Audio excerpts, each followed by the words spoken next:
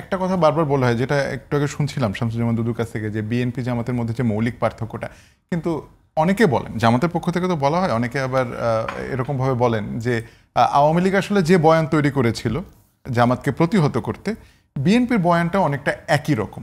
এখন স্বাধীনতা বা মুক্তিযুদ্ধের পক্ষে বা এ ধরনের ক্ষেত্রে কোনো প্রশ্ন নেই, কিন্তু বলা হচ্ছে যে এটিকে ব্যবহার করে এক ধরনের রাজনৈতিক বয়ান তৈরি করা হচ্ছে কোণঠাসা করার জন্য। আপনি আসলে আপনার দলের বা ব্যক্তিগতভাবে আপনি এটাকে কিভাবে দেখেন? না, একটা হচ্ছে যে এটা তো বিএনপি যে কথাগুলো বলছে, আসলে এগুলো দেখতে হবে তার কথা এবং একেবারে রাইট আপটা কি আছে তার মধ্য দিয়ে। সুতরাং এর জন্য আপনি বোধহয় অপেক্ষা করতে হওয়াটাই স্বাভাবিক। কিন্তু আমি আপনার প্রথমটাই মনে করি যে এটা এক হওয়ার কোনো কারণ নেই। ধরেন আওয়ামী লীগ বা কমিউনিস্ট পার্টি ওই দলকে যেভাবে দেখে, বিএনপি সেইভাবে দেখবে, এটা তো ভাবার কোনো কারণ। এক এক দল, ধরেন আমাদের বিএনপি সম্পর্কে দৃষ্টিভঙ্গি, অন্যদের বিএনপি সম্পর্কে দৃষ্টিভঙ্গি আলাদা হবে, এটাই স্বাভাবিক।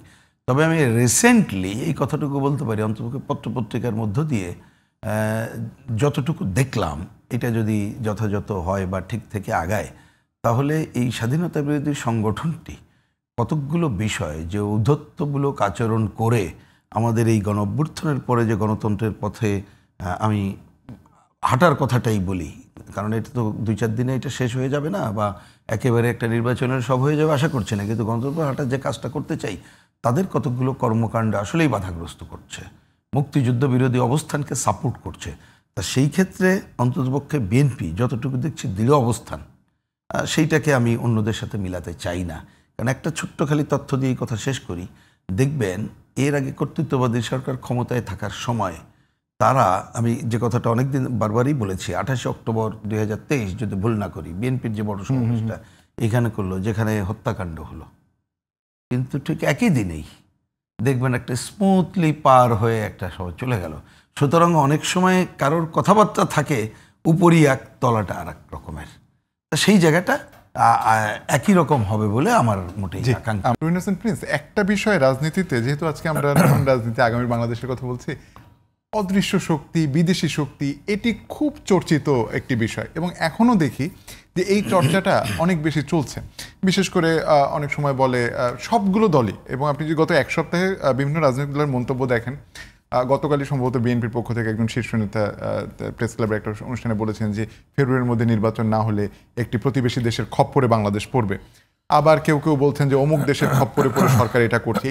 এই যে বিভিন্ন দেশের খপ্পরে এইটুকু দেশ পড়ে যাচ্ছে বারবার, মানে আমাদের রাজনৈতিক দলগুলোর যদি সদিচ্ছা থাকে তাহলে বন্ধুত্বপূর্ণ সম্পর্ক এক জিনিস, কিন্তু এই খপ্পর থেকে বের হওয়া কি আসলে সম্ভব কিনা যদি রাজনৈতিক সদিচ্ছা থাকে? না, আমি তো মনে করি খুবই সম্ভব, কিন্তু সংকটটা হয়ে দাঁড়ায় কি, যে আমি একজন রাজনৈতিক দল বা কর্মী যাই বলি না কেন, আমার লক্ষ্যটা কি? যদি লক্ষ্যটা শুধু ক্ষমতা হয় তাহলে সমস্যা, কিন্তু লক্ষ্যটা যদি হয় যে আমি কতকগুলো আমার আদর্শ অনুযায়ী আমি ক্ষমতায় যাব এগুলো বাস্তবায়ন করার জন্য, ওই জন্য ক্ষমতায় যেতে চাই, কিন্তু বাস্তবায়ন করতে গেলে আমার জনসমর্থন লাগবে, জনগণকে ইনভলভ করা লাগবে।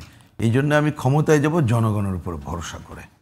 এইটা যদি হতো তাহলে এই জায়গায় হতো না, এই সংকটগুলো হতো না, বিশেষ করে আধিপত্যবাদের অন্য জায়গায়। কিন্তু সংকট হয়ে গেছে কি, যে অনেক দিন ধরে, এটা যে হঠাৎ করে হয়েছে তা না, যে ক্ষমতায় থাকার জন্য এবং যাওয়ার জন্যে, বা তার আগে অন্য কথা বলে নেই, যে যারা ক্ষমতাসীন থাকবে বা যারা বিরোধীতে থাকবে, আমাদের অনেকগুলো, সে আধিপত্যবাদী দেশের কথা বলতে পারি, দেশের ভেতরের কোনো অংশের কথা বলতে পারি, তারা মনে করে যে তাদের যে লক্ষ্য উদ্দেশ্য, তাদের স্বার্থ, নট আমার দেশের স্বার্থ, এদেরকে দিয়ে বাস্তবায়ন করতে চাই। সুতরাং নানা ধরনের হস্তক্ষেপ বা তাদের ধরনের এই কেনাবেচার কাজটা তারা করতে চায়। তা বাংলাদেশের রাজনীতিতে অনেক দিন ধরে এই কাজগুলো চলছে। কিন্তু আমি মনে করি যে একটা সময় তো ছিল যে নানা কারণে বাংলাদেশ অনেক দেশগুলোর উপরে ডিপেন্ডেন্ট করতে হইতো, কিন্তু এখন তো সেই অবস্থা আমাদের মতো দেশে নাই। দেখেন, আমাদের যত সংকট হোক, আমাদের কৃষি কিন্তু আমাদেরকে অনেক দূর বাঁচিয়ে রাখতে পারে। অনেক ক্ষেত্রে হইতে পারে আমাদের নিজেদের রেশন করতে হইতে পারে, আমাদের অনেকের একটু কি বলে সাশ্রয়ী অবস্থান নিয়ে চলতে হইতে পারে, যদি অনেক দেশ একটা সংকটে আমাদেরকে ফেলে। তাহলে সেই জায়গাটা আমরা পারতাম, বা এখনও পারা সম্ভব মনে করি, যদি রাজনৈতিক দলগুলোর মাথায় ওই জায়গাটা থাকে। কিন্তু দেখেন, এটা কোনো আমি আজকের আপনার আলোচ্য সূচি অনুযায়ী কোনো গভীর সমালোচনার জন্য কথাটা তুললাম না, সাধারণভাবে তুললাম।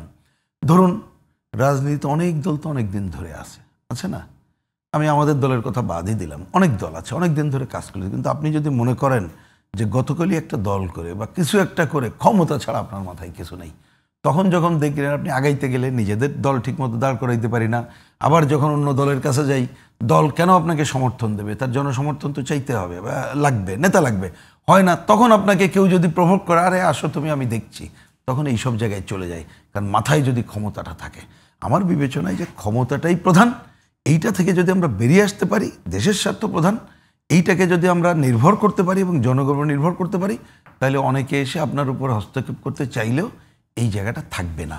তার জন্য ওই যে আপনার সূচনার কথাটিকে আমি ধরে বলি যে আমরা নতুন ধরনের রাজনীতি বা নতুন কালচার, এই সংস্কৃতিটা যদি আমরা তৈরি করতে পারতাম, মানুষ যদি এটা, মানুষের কাছে যদি এটা দৃশ্যমান হতো, বা দলগুলোর কাছে, যে ভাই আমি যদি কারো সমর্থনও নিয়ে আসি, কিন্তু আমি মানুষের সাথে কাজ না করলে আমার এই ক্ষমতায় 5 বছরের জন্য বসাইলেও আমাকে 2 বছর পরে কিন্তু চলে যেতে হইতে পারে, বেশি দিন ক্ষমতায় থাকতে হয়তো হবে না।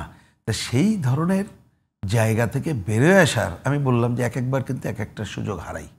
90-এর পরে যেমন মুক্তিযুদ্ধের পরে আমরা যেমন সুযোগ হারিয়েছি, 90-এর পরে হারালাম, এইবারও আমি জানি না হারাতে যাচ্ছি কিনা, কিন্তু এখনও সময় আছে। আমরা বারবার এই কথাটা বলছি, ছোট্ট অভিজ্ঞতায় বলি, এখনও সময় আছে। যতটুকু ধরেন এখনও পর্যন্ত উনি ডাকলে তো সব দল যাচ্ছে। এই যে বললাম, উনি সবাইকে সমমর্যাদা না দিলেও কিন্তু কেউ না বলছে না। কতকগুলো জায়গায় তো ঐক্যমত্য হয়েছে, এখানে চাপাচাপির তো করার দরকার নেই, জোর জুলুম করে তো ঐক্যমত্য করার দরকার নেই, কারণ তা তো হবে না, এক এক দল আছে। তাহলে সেই জায়গাটা যারা সূচনা করতে চায় তার একটা নিজস্ব চিন্তা থাকতে পারে, হয়তো তার কাছে ওইটা ভালো আকাঙ্ক্ষা, আমার কাছে খারাপ আকাঙ্ক্ষা হইতে পারে। তা আমরা এটা তর্ক বাদ দেবো কখন? যদি যতটুকু ঐক্যমত্য মানে একমত হয় সেটাকে ধরে আগায়, কেউ কারোটার উপরে চাপাই দিতে যদি না চাই, এবং মানুষ যদি এইগুলোর মধ্য দিয়ে ইনভলভ হয়, তাহলে দেখবেন একসময় ওই বিদেশি শক্তি বা যাদের উপরে নির্ভর করার কথা, ওরা এসে দেখবে লাভ নেই, যে একজনকে আমি একটু চেষ্টা করলাম কিন্তু ওকে দিয়ে আমার কাজ হয় না, ও কুইট করবে। আর এই লোকগুলোও দেখবে যে ওদের উপরে ভরসা করে লাভ নেই, জনগণের উপরে ভরসা করা ছাড়া আমার পথ নেই। তখন উভয়ের পথ পরিবর্তন করবে বলে আমার কাছে মনে হয়।